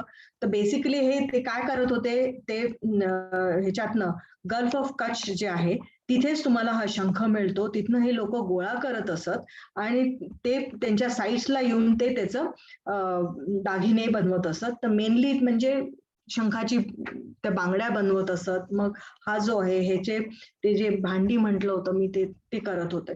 ते या दोन्ही शंखांचा इंडस व्हॅली सिव्हिलायझेशन मध्ये खूप प्रमाणात उपयोग झालेला होता. म्हणजे ऍक्च्युली ओव्हर एक्सप्लॉयटेशन सारखंच झालेलं होतं. आणि ते बेसिकली त्यांनी ते का करू शकले, कारण आज आपण गुजरातचं गल्फ ऑफ कच्छ जे आहे, हा जो भाग आहे, आणि ह्याच्या सगळीकडे तुम्हाला साईट्स मिळतात. त्या सगळ्या साईट्स मध्ये तुम्हाला यांचे सगळे तुकडे मिळतात, फिनिश प्रॉडक्ट्स मिळतात. तर हा जो भाग आहे इथेच तुम्हाला हा शंख, हे दोन्ही शंख मिळतात. तुम्ही खालती इकडे आपल्या दुसऱ्या कोस्ट वरती या, नाही तर आपल्या कोकण कोस्ट वरती सुद्धा तुम्हाला मिळत नाही हा शंख. खूप रेस्ट्रिक्टेड त्याचा हॅबिटॅट आहे आणि हे जनरली अशा कोरल रीफ एरियाज मध्ये मिळतात. हे सगळे कोरल रीफ एरियाज आहेत. आणि जेव्हा पाणी आटतं तेव्हा तुम्ही जर द्वारकेच्या तिथे गेला, बेट द्वारका म्हणून आहे, त्याच्या तिथे सुद्धा हे असे शंख मिळतात. पण हल्ली आता त्यांनी या शंखच्या कलेक्शन वरती बॅन केलेलं आहे, कारण हे सुद्धा जीवित आहेत, त्यांचं ओव्हर एक्सप्लॉयटेशन होत आहे आणि अगदी एक्सटिंक्शनला ते पोचलेले आहेत. तर म्हणून त्यांनी तो गव्हर्नमेंटने बॅन केलेला आहे, पण तरी सुद्धा लोक जाऊन करतात मधनं. तर असे हे इंडस व्हॅलीच्या लोकांना हे खूप इझी झालं की त्यांना हे जो एरिया आहे ह्याच्यातनं ते खूप प्रमाणात ह्या शंखचा उपयोग म्हणजे त्यांना कलेक्ट करू शकले आणि ते घेऊन जात होते. त्यांच्या अगदी हरप्पा आणि मोहनजोदारो पर्यंत त्यांनी ते शंख नेलेले होते आणि त्याचा ते वापर करत होते. तर आता मी येणार आहे या साईटवरती, धोलावीरावरती. तर धोलावीरावरती मला ऍक्च्युली ASIनी इन्व्हाइट केलं होतं, कारण त्यांच्याकडे खूप प्रमाणात शेल ऑब्जेक्ट्स मिळालेले होते आणि त्यांनी ते की त्यांची जी शेल इंडस्ट्री तिथे जी होती त्या काळात केलेली त्याच्यावरती ते संशोधन करायचं होतं. पण मला ते खूप इंटरेस्टिंग वाटलं, कारण त्याच्याबरोबर काय काय जे शेल्स होते ते आपण दुसरीकडे सुद्धा काही त्याचा उपयोग करू शकतो का असं मला विचार आलेला होता. तर ही आहे साईट धोलावीराची. तर सध्या अगदीच रिसेंटली त्याला वर्ल्ड हेरिटेजचा स्टेटस मिळालेला आहे आणि ही मी सगळ्यांना रिकमेंड करेन, कारण आपण आपल्या इथे अजंता, एलोरा आणि ताजमहल आणि हे अशा गोष्टी सगळं आपण बघतो, पण ही जी एक साईट आहे ही सगळ्यांनी मला असं वाटतं जाऊन बघावी. कारण भारतातली मला वाटतं सगळ्या ज्या हरप्पन साईट्स आहेत, आपण इतकं आपलं इंडस व्हॅली सिव्हिलायझेशन आपण इतकं त्याचं कौतुक करतो, पण या ज्या इतक्या साईट्स आहेत तुम्हाला सरफेसवरती इतक्या प्रमाणात अशा दिसत नाहीत. कारण तुम्हाला जी आयडिया येते की एक त्या काळातली सिटी कशी होती आणि ते कसं असेल त्याचा पूर्ण लेआउट, ते तुम्ही जर धोलावीराला गेला तर तुम्हाला ते कळून येईल. तर धोलावीराचं प्रेझेंट डे लोकेशन तुम्ही बघितलं तर अगदी त्याच्या आजूबाजूला म्हणजे ते ऍक्च्युली एका बेटावरती आहे आणि ते ग्रेट रन ऑफ कच्छ मध्ये आहे, जे अगदी कच्छच्या नॉर्थला आहे, नॉर्थ म्हणजे मला वाटतं नॉर्थ वेस्टला. आणि हा जो भाग आहे, जे पूर्ण रण आहे ते पूर्ण रण सॉल्ट वेस्ट सारखंच आहे. तिथे नुसतं खारं पाणी असतं आणि या पावसाळ्यात सगळं खारं पाण्याने ते भरलेलं असतं आणि इतर वेळेला नुसतं तुम्हाला ते असं खारं हे दिसतं. तिथे सध्या कोणी माणसं राहत नाहीत, म्हणजे पक्षी असतात, फ्लेमिंगोज आहेत, मायग्रेटरी बर्ड्स येतात पाण्यामुळे, पण ऍज सच तुम्हाला काहीही हॅबिटेशन दिसत नाही, लोकांना तिथे राहता पण येत नाही. पण आता धोलावीराचं जसं एक्सकव्हेशन त्यांनी केलं तिथे आणि आमचं सुद्धा काही आम्ही काम केलेलं आहे ग्रेट रन मध्ये, तर आम्हाला असं दिसून येत आहे की तिथे काय काय आपल्याला पूर्वीच्या काळी ऍटलिस्ट 1000 वर्षापूर्वी लोक तिथे राहत होती, कारण आम्हाला त्याचे भांडी मिळालेली आहेत, काही काही तुकडे मिळालेले आहेत. त्याच्यावरनं असं हे आपण विचार करतो की हे जे रण होतं ते जे आत्ताची जी परिस्थिती आहे ती पूर्वी पण तशीच होती का, आणि धोलावीराचं ते 5000 वर्षापूर्वीचं तर तेव्हाच काय कसं असेल. तर म्हणून मग इथे आम्ही या शंखांचा उपयोग केला. तर ह्याचं धोलावीचं सांगायचं म्हणजे की ही 5th लार्जेस्ट हरप्पन सिटी आहे आणि ह्याचे एक्सकव्हेशन खूप प्रमाणात झालेत. मला वाटतं 90s पासून त्यांनी एक्सकव्हेशन सुरू केले आणि त्याने इतके मोठे मोठे स्ट्रक्चर्स, तुम्ही हे बघा, हे सगळं भिंती बांधलेल्या आहेत एवढ्या मोठ्या, काय काय असे कॉलम्स आहेत तिथे. हे त्यांचे मोठे मोठे रिझर्वॉयर्स होते ह्याच्या म्हणजे आजूबाजूला, त्या सिटीच्या आजूबाजूला, ज्याच्यात ते पाणी स्टोअर करत असत. हे तुम्ही त्याचं प्लॅनिंग बघा ह्याच्यात, की त्याच्यात हा जो मिडल आहे त्याला मिडल टाउन म्हणतात, मग एक कॅसल आणि हे सिटाडेल म्हणून एक एरिया आहे आणि एक लोअर टाउन. तर हा जो पूर्ण सिटीचा म्हणजे हे मॅप त्यांनी काढलेला आहे, कारण ते एक्सकव्हेशन मध्ये जे काही स्ट्रक्चर्स एक्सपोज झालेली आहे त्याच्यावरनं तो आखलेला आहे. आणि तुम्हाला दिसेल की आज सुद्धा तिथे आज अगदी म्हणजे काही तिथे नाहीये, अगदी वरवंटात असं बसल्यासारखं वाटतं. झाडं सुद्धा खूप कमी आहेत आणि त्याच्या आजूबाजूला नदी अशी म्हणून काहीच नाहीये, पण हे 2 असे छोटे नाले आहेत, हे इथनं अगदी दोन्ही साईडने असे जातात. तर हे आपल्याला विचार करण्यासारखं आहे की ही अगदी लार्जेस्ट हरप्पन सेटलमेंट फॉर्टिफाईड होती. तिथे टाउन प्लॅनिंग त्यांचं इतकं मस्त होतं, वॉटर रिझर्वॉयर्स होते, त्याच्या अगदी वॉटर मॅनेजमेंट सिस्टम इतकी सुंदर होती. आणि ऑक्युपेशन बघितलं तर अगदी सगळ्यात मला वाटतं अगदी लॉंगेस्ट ऑक्युपाईड, कारण ज्या दुसऱ्या हरप्पन साईट्स आहेत त्या जनरली एका शॉर्ट टाइमसाठीच ऑक्युपाईड होत्या, पण ह्याला म्हणजे त्यांनी ती लोक एक 5500 इयर्स अगो ते लोक आली आणि मग त्याच्यानंतर मग ते ती नियरली 2000 इयर्स साठी तिथे ती राहिली आणि त्याच्यात त्यांनी वेगळ्या वेगळ्या ऍक्टिव्हिटीज केल्या. तुम्ही त्यांचे जे अजूनही रिपोर्ट पब्लिश नाहीये, पण तुम्ही धोलावीराला गेलात नाही तर आपल्या नॅशनल म्युझियम मध्ये त्यांचे काय काय ऑब्जेक्ट्स ठेवलेले आहेत, त्याच्यावरून आपल्याला कळून येतं की ही किती ऍडव्हान्स लोक होती. आणि हे जस्ट तुम्हाला कल्चरल सिक्वेन्स दाखवण्यासाठी की इतके लेवल्स त्यांनी स्टेजेस ऑफ ऑक्युपेशन हे केलेले. तर हा जो स्टेज 5 होता तो सगळ्यात त्यांच्या मॅच्युअर हरप्पन म्हणजे जो अगदी त्यांचा अगदी थ्रायव्हिंग जेव्हा ऍक्टिव्हिटी होती त्या साईट वरती, तो जो पिरियड आहे तो सगळीकडेच होता तेव्हा. अगदी म्हणजे ते कल्चर तेव्हा अगदी फ्लरिशिंग होतं. अशा ह्याच्यात हे व्हेरियस कल्चरल स्टेजेस आहेत. तर म्हणून मग आम्ही काय केलं, हे ऑलरेडी आमचं हे काम पब्लिश झालेलं आहे. दिस वर्क मी IIT खरगपूर त्यांचे जिओलॉजी डिपार्टमेंटचे जे प्रोफेसर अनिंद्य सरकार आहेत आणि PRL चे रविभूषण, कच्छ युनिव्हर्सिटीचे महेश ठक्कर आणि डॉक्टर नवीन जिवाल ज्यांनी OSL डेटिंग केलं, तर अशा आमच्या या टीमनी आम्ही कोलॅबरेशन केलं आणि ह्याचं आम्ही संशोधन केलं. तर आमचा हे प्रश्न होता की हे जे सेटलमेंट आहे ते इतके वर्ष तिथे टिकलं कसं, आणि मग सडनली तुम्हाला ते म्हणजे काय बरं म्हणतो आपण डिक्लाइनच्या कंडिशन मध्ये ते कसं आलं. कारण हा जो फीचर आहे हा सगळ्या इंडस व्हॅलीमध्ये आपल्याला दिसतो, पण धोलावीरामध्ये एक्झॅक्टली काय झालं आणि जे आज आहे ते त्या काळात होतं का तसं. तर ह्याच्यासाठी म्हणून मग आम्ही काय केलं, हे जस्ट धोलावीरामधलं तुम्हाला जस्ट किती ऍडव्हान्समेंट होती हे सुंदर तिथले जे ऑब्जेक्ट्स आहेत हे असेच अजून पण काही त्यांना ऑब्जेक्ट्स मिळालेले आहेत. तर इथे आम्ही स्टेबल ऑक्सिजन आयसोटोप अनालिसिसचं हे ऍप्लिकेशन केलं दोन्ही शेल्स वरती आणि फिश टोलेट्स वरती. आणि हा जो आहे ही जी टेक्निक आहे ही हल्ली खूप प्रमाणात लोक वापरत आहेत, कारण त्याच्यावरनं तुम्हाला हेच पेलिओ क्लायमेट, टेम्परेचर, वॉटर टेम्परेचर आणि पेलिओ एन्व्हायरमेंटल रिकन्स्ट्रक्शन आपण करू शकतो. ही टेक्नॉलॉजी तशी स्टेबल आयसोटोप जे अनालिसिस आहे ते आपण सगळीकडेच आपल्याला पॉसिबल नाही. ऍटलिस्ट इंडियामध्ये काय काय युनिव्हर्सिटीज मध्ये आहे, खूपच कमी ह्याच्यात आहे आणि मेनली IITs मध्ये यांचं आहे. तर फॅसिलिटीज सुद्धा ह्याच्यासाठी आपल्याला लागतात, तर ते आपल्याला तसं जाऊन करायला लागतं.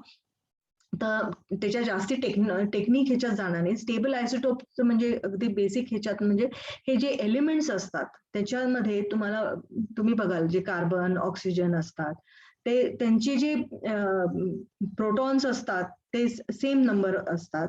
मग पण त्यांचे जे न्यूट्रॉन्स असतात ते वेगळे असतात. म्हणून तुम्हाला वेगळे म्हणजे कार्बनचेच तुम्हाला वेगळे फॉर्म्स दिसतात, ऑक्सिजनचे पण तो O16, O18 असे हे दिसतात.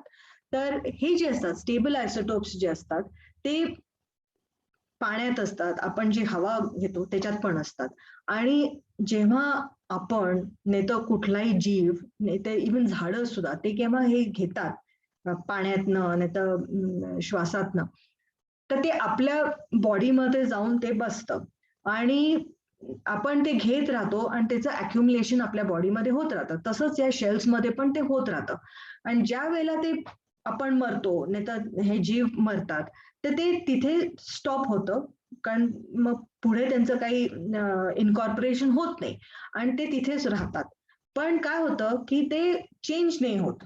जसं म्हणजे कुठला तरी प्राणी खूप वर्षापूर्वी मेलेला असतो, पण ते त्यांच्या त्या स्टेबल आयसोटोप कॉम्पोजिशन मध्ये काही चेंज होत नाही. तर त्याचं जे लास्ट स्टेबल आयसोटोप त्याच्यात आलेले असतात ते तसेच राहतात. आणि ते आपण आत्ताच्या ह्याच्यात काळात आपण केव्हा त्याचं संशोधन करतो आणि काढतो, मग आपण ते एस्टॅब्लिश करू शकतो की त्यावेळेचं पण ते सेमच होतं. कारण हे स्टेबल म्हणूनच त्यांना स्टेबल आयसोटोप म्हणतात, कारण त्याच्यात चेंज नाही होत. आता अनस्टेबल पण असतात आयसोटोप्स जे रेडिओ ऍक्टिव्ह असतात, पण ते आपण त्याचा ह्याच्यात उपयोग नाही करू शकत कारण ते दरवेळेला चेंज होत राहतात. आणि पण आपण रेडिओ ऍक्टिव्ह आयसोटोप्स असतात ते जे अनस्टेबल असतात ते आपण डेटिंगसाठी वापरू शकतो, कारण ते अक्युमुलेट होत जातात, चेंज होत राहतात आणि त्याच्यावरून आपण डेटिंग करू शकतो. तर हे स्टेबल आयसोटोप्सचा हा खूपच अगदी छान ऍप्लिकेशन आहे. ह्याच्यावरनं आपल्याला की पूर्वीच्या काळात लोकांचं काय डाएट होतं, ते काय खात होते, कुठलं म्हणजे जर व्हेजिटेरियन डाएट होतं तर ते कुठल्या प्रकारचे त्यांचं जेवण होतं, की अगदीच हे खात होते, कुठे धान्य खात होते, फ्रुट्स खात होते का नॉन व्हेजिटेरियन्स होते, हे पण आपण सांगू शकतो. आपण हे पण सांगू शकतो की लोक कुठनं कुठे गेलेली असतील, मायग्रेशन्स लोकांचं आपण सांगू शकतो. तर ह्याचा स्टेबल आयसोटोप्सचा खूप उपयोग झालेला आहे. तर म्हणून मग आम्ही हा जो पर्टिक्युलर शंख आहे हा आम्ही वापरला. पण हा आम्हाला या साईटमध्ये खूप प्रमाणात मिळाला आणि त्याच्यावरनं कळलं की केव्हा आम्ही मी अनालिसिस केला तर हे कशासाठी वापरलं असेल तर ह्याच्यावरनं कळलं की हे त्यांनी खाण्यासाठी आणलेले होते. आणि आता हे जे आहे आयडेंटिफिकेशन आम्ही केव्हा केलं त्याचं, ते हे जनरली मॅनग्रोव्ह मध्ये असतात. आणि आज तुम्ही जर धोलावीराची तिथे जाल तर धोलावीरा खूपच आत आहे, तिथे काहीही नाहीये, तिथे इव्हन आपली ह्याची पण झाडं खूप कमी आहेत आणि मॅनग्रोव्ह तर सोडूनच द्या. तर म्हणून मग त्या काळात ती मॅनग्रोव्ह तिथे जवळपास होती का नव्हती, का लोकांनी कुठनं आणलेली असतील, त्याचा पण मग आम्ही ह्याच्यातनं संशोधन केला. तर म्हणून मग आम्ही त्याचा अनालिसिस केला आणि त्याच्यावरनं आम्हाला हे कळून आलं की धोलावीरामध्ये ऑक्युपेशन एक 5500 इयर्स बिफोर प्रेझेंट त्यांनी सुरू केलं आणि ते अगदी 3800 इयर्स पर्यंत चालू राहिलं त्यांचं हे. कारण हे आम्ही त्यांच्या त्या उटोलेस शेल्स ह्याचं स्टडी करून केलं. आणि त्यावेळेला केव्हा हे जे ऑक्युपेशन होतं त्यावेळेला खरंच तिथलं क्लायमेट चांगलं होतं, तिथे भरपूर बहुतेक पाऊस चांगला असेल कारण मान्सून तिथपर्यंत पोहोचत होता आणि त्याच्यामुळे ते सगळं फ्लरिश होत होतं. लोकांचं वेगळे वेगळे ऍक्टिव्हिटीज चालू होते, ट्रेड चालू होता, मेसोपोटेमियापर्यंत त्यांचा ट्रेड चालू होता आणि सगळंच म्हणजे एक अगदी सुंदर शहर सारखं होतं ते. आणि बेसिकली क्लायमेट चांगलं होतं आणि अशा वेळेला हे पण दिसून येतं की कदाचित तिथेच्या त्या नद्या होत्या त्याच्यात भरपूर पाणी पण असेल, जे आत्ताच्या ह्याच्यात तुम्हाला तसं दिसत नाही, ते नुसतं तुम्हाला पावसाळ्यात तिथे पाणी दिसतं. आणि अजून आमचं एक त्याच्यात फाइंडिंग असं होतं की आम्ही हे पण प्रूव्ह करू शकलो होतो की हे जे शंख तुम्हाला आता जो दाखवला मी, तो टेरिब्रेलिया पॅलेस्ट्रस आहे, टेलिस्कोपियम आहे, हे जे अगदी टिपिकली मॅनग्रोव्ह मध्ये मिळतात, की ह्याच्यावरून आम्ही सांगू शकलो की त्या काळात हे जे ग्रेट रन ऑफ कच्छ होतं तिथे भरपूर मॅनग्रोव्ह पण होते आणि ते एका स्वॅम्प सारखं होतं ह्याच्या बाजूला. तर त्याच्यातनंही लोक, धोलावीराची लोक जाऊन ते कलेक्ट करत होते आणि ते खाण्यासाठी वापरत होते आणि म्हणूनच ते शंख त्यांच्या त्या साईटमध्ये तसे ते आलेले आहेत. आणि हे मॅनग्रोव्हचं हे म्हणजे की आता मला ऑडियन्स माहित नाही की कोण कुठल्या ह्याच्यातलं असेल, पण I am trying to be tell in a very simple way की मॅनग्रोव्ह जनरली जिथे असतात तिथे ब्रॅकिश वॉटर असतं, तिथे फ्रेश वॉटरचं पण इनपुट असतं आणि थोडं मरीन वॉटरचं पण, सी वॉटरचं पण इनपुट असतं. तर एक वेगळ्या प्रकारची सॅलिनिटी तिथे मेंटेन असते, म्हणून ती मॅनग्रोव्ह तिथे वाढतात. तर ह्याच्यात असे पण शंख असतात जे ब्रॅकिश वॉटर प्रिफर करतात, जसे हे टेलिस्कोपियम आहे, नाही तर टेरिब्रेलिया आहे. ते तुम्हाला गोड पाण्यात मिळणार नाहीत आणि त्यांना तेच अँबियंट कंडिशन्स लागतात. तर म्हणून मग हे जर तिथे मॅनग्रोव्ह होते तर नक्कीच तिथे त्या काळात फ्रेश वॉटरचा पण कुठेतरी चांगला सोर्स होता, म्हणूनच ते इतके मॅनग्रोव्ह तिथे टिकू शकले. तर ह्याच्यावरनं आता तुम्ही तिथे आजूबाजूला गेला तुम्हाला कुठली नदी दिसणार नाही. आणि ह्याचं खूप संशोधन चालू आहे की जी इंडस रिव्हर होती आणि की अराउंड 1900 BC, तर त्याच्यानंतर 1300 BCच्या वेळेला केव्हा हे सिव्हिलायझेशन थोडं डिक्लाइन व्हायला लागलं, की लोक म्हणतात की क्लायमेट चेंजमुळे होतं, परत नदीच्या मुळे पण होतं. आणि ह्याच्यात सुद्धा की ही जी नदी आहे आज तुम्ही बघाल ज्या घग्गर जी आपण म्हणतो, जी सरस्वती बरोबर त्याचं कनेक्शन केलेलं आहे, ती आपल्या या रण ऑफ कच्छ मध्येच, आपल्या ग्रेट रण मध्येच येऊन म्हणजे ऍक्च्युली हरवते ती नदी.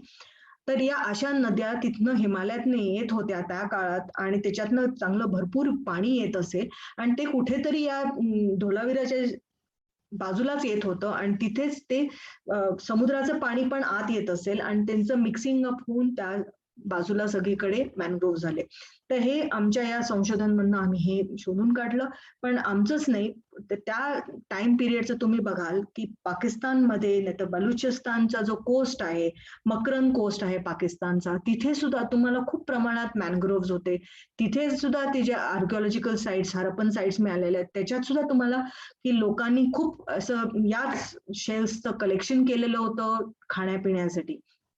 आणि असेच तुम्हाला इवन तुम्ही अरेबियन पेनिन्सुलामध्ये गेलात, म्हणजे आत्ताचं जे सध्याचं जे दुबई, ओमान ह्या ज्या शहरं जी आहेत, त्याच्यात तिथे सुद्धा हे मॅनग्रोव्ह खूप प्रमाणात त्या काळात होते. म्हणजे त्यावेळेला सुद्धा त्यांच्याकडे सुद्धा तसं पाणी भरपूर होतं, व्हेजिटेशन पण होतं आणि climate was completely very different from what it is today.